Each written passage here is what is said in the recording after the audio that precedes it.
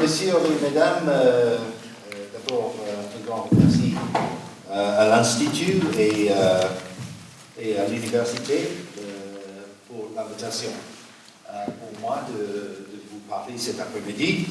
Je m'appelle Jeff Wadley et en fait j'ai une petite précision à mettre. Là, je ne suis pas en fait le chef du département logistique parce que la mission au Rwanda a été fermée il y a 20 ans. Je suis ancien chef de logistique chez la mémoire. Et depuis, j'ai passé 22 ans, presque 22 ans, chez le haut commissaire pour les réfugiés, avec Arnaud et Hidola. Je les connais bien. En pensant, pour donner, le thème de mon intervention là, c'est un témoignage personnel. Pourquoi j'ai dit ça? Parce que, en fait, je suis arrivé au Rwanda pour commencer mon premier contrat chez l'ONU le 31 mars 1994. Après 21 ans, comme officier de marine dans le Royal Navy. Donc le Royal Navy, je pense, c'est bien connu pour un mot, c'est organisation. Et c'est une organisation qui marche très bien pour moi pendant les 21 ans que j'ai passés. En arrivant au Rwanda, le 31 mars, en fait, j'ai passé 2 jours pour essayer de trouver mon patron. 2 jours, dans un tout petit bled. Le Kigali, c'est pas bon. Et surtout le quartier général de la mission de l'assistance des Nations Unies au Rwanda, la MINUA. Mais quand j'ai trouvé le monsieur, il ne savait pas qui j'étais ou pourquoi j'étais là. Il ne voyait pas une raison pour m'envoyer. Donc, je soulève cet exemple pour montrer, ou de commencer à montrer l'état de l'organisation que j'ai trouvé 6 jours avant le génocide commencé. Hein. Et en fait, c'est ça que je veux viser un peu plus. Bon, je peux vous décrire les témoins que je peux faire sur l'état de cours,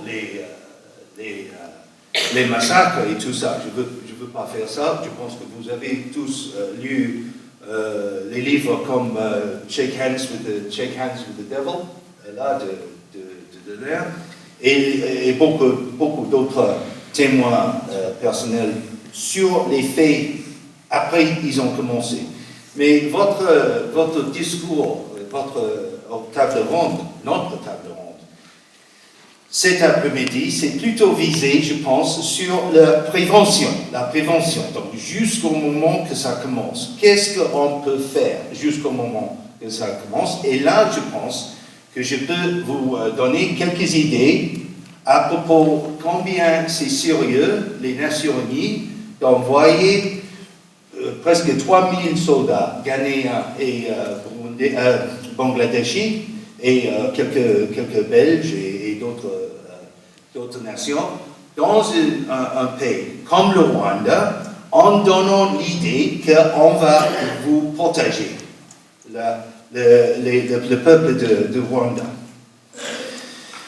Deuxièmement, je pense que je voudrais juste aussi faire un résumé sur les idées que j'ai formées pendant les 22 ans avec l'HCR, avec l'ONU, sur le comportement, sur le réussite de notre système international de gouvernement, ou au moins de loi internationale, et comment ça marche en vérité sur le terrain et dans ce monde.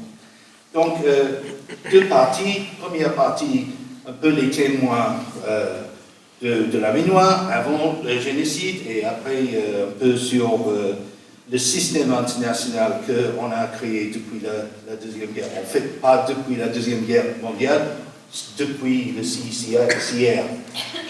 La création du CICR et les premières lois sur la guerre.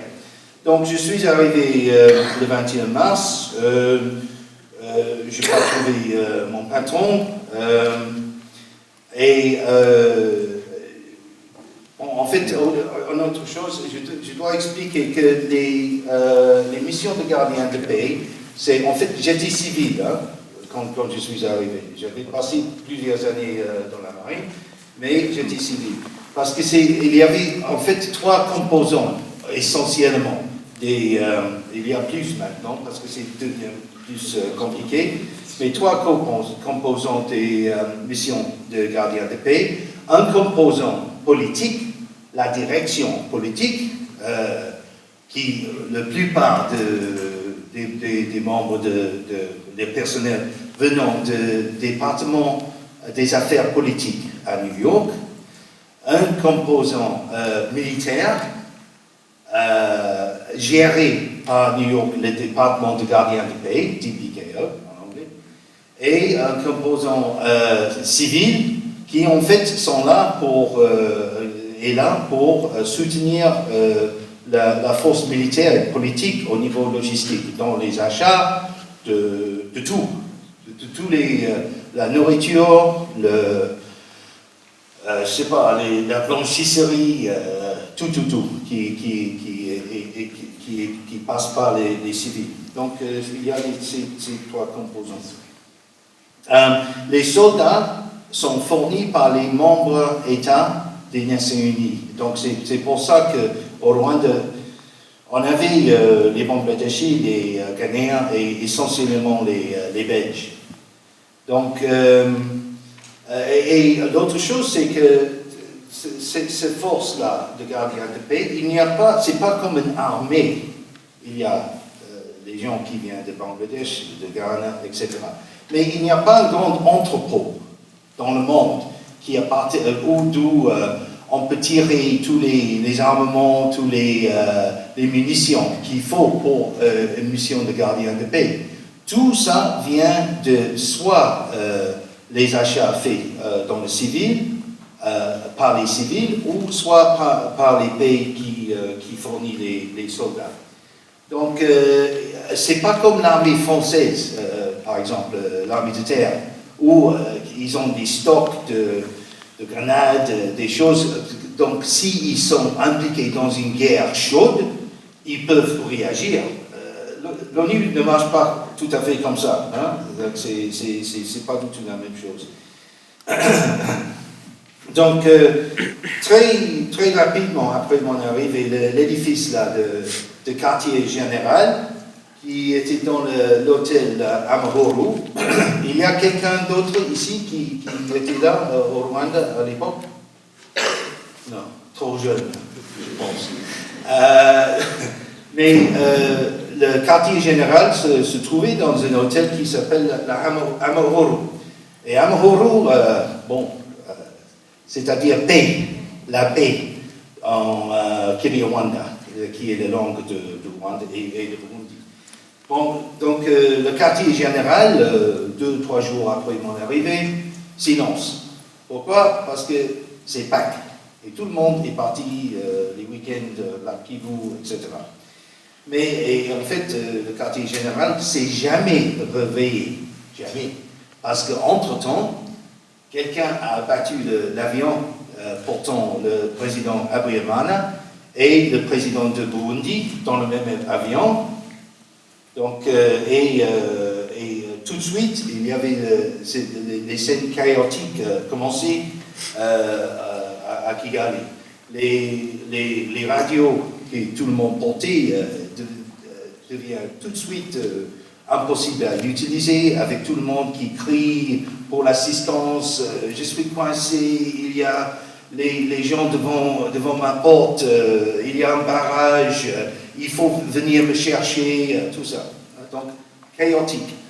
Pas de formation, pas de personnel compétent pour faire face à ce genre de situation, je pense. Donc, c'est développé, cette situation est développée pendant les jours suivants, avec le général de l'air, le Canadien, qui était le commandant de force, qui, au moins, j'admirais beaucoup. Il a au moins essayé de faire contact avec les gens, Bagosora, le général Bagosora rwandais, qui a pris le pouvoir quand l'avion a été abattu. Mais son problème, en fait, c'est que de l'air avait déjà essayé d'avertir.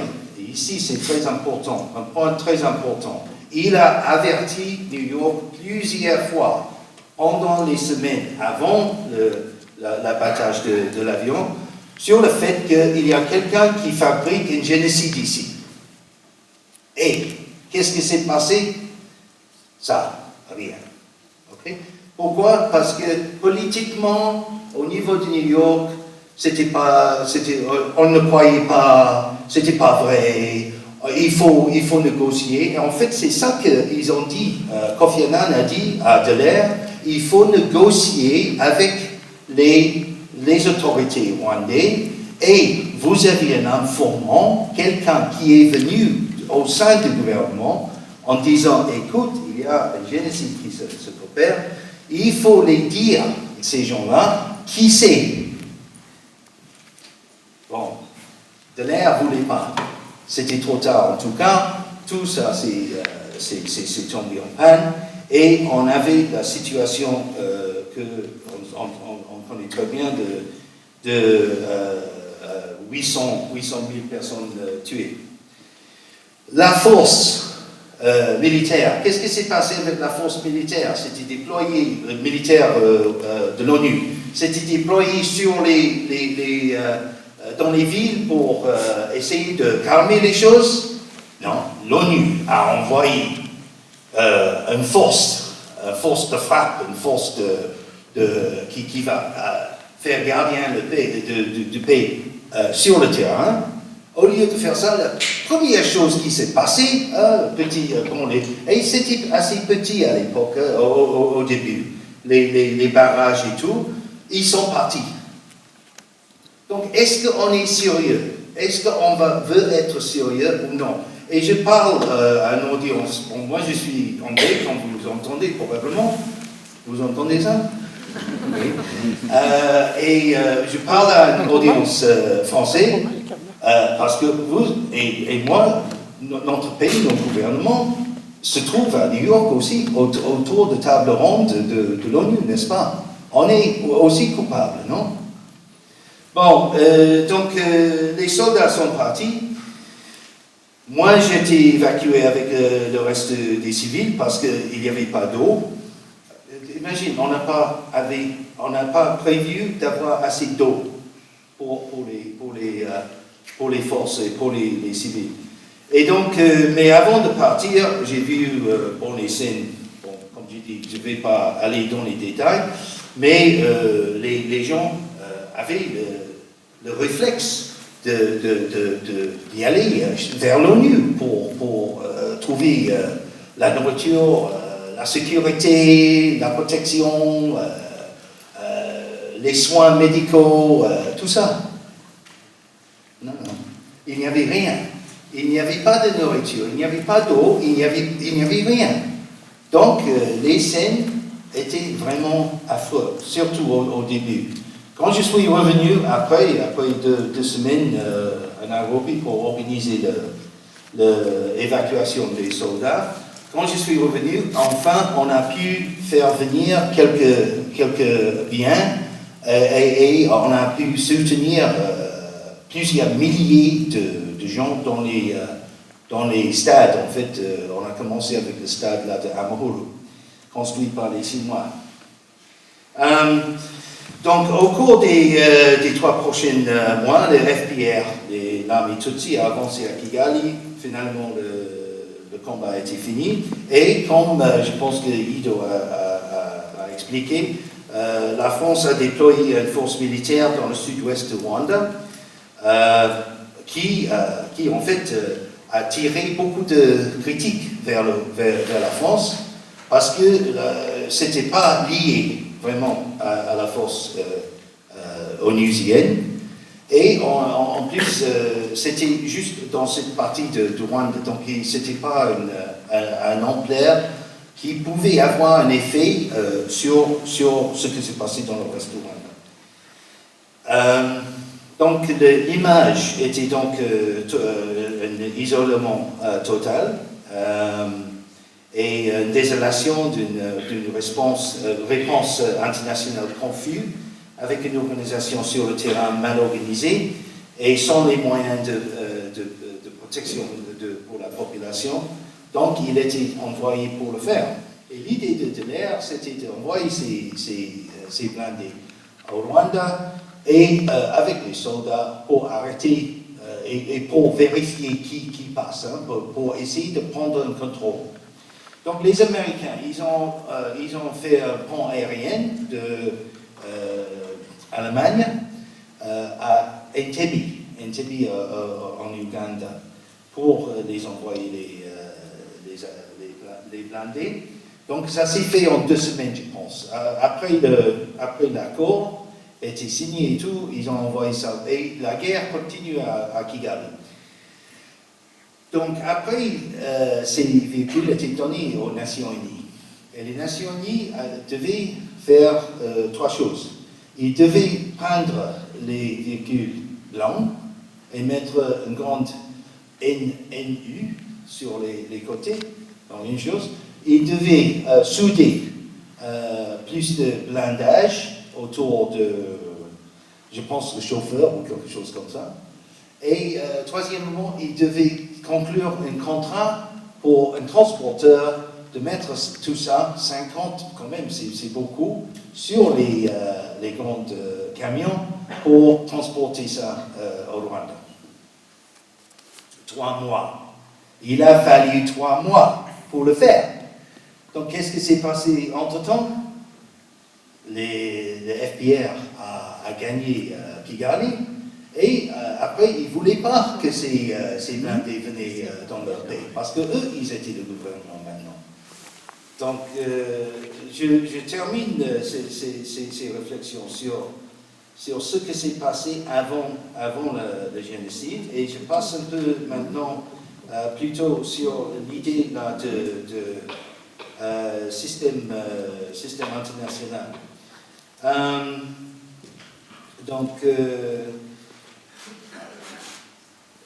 Oui, en fait, pendant les 22 ans de mon emploiement chez ACIR, j'étais employé pour essayer de traiter les effets des conflits sur les populations. Et j'étais toujours heureux de le faire en sachant que le mieux que moi je fais mon travail, alors que les victimes pouvaient bénéficier d'une vie un peu améliorée, hein? Un peu. Mais au moins, j'essaie de faire quelque chose.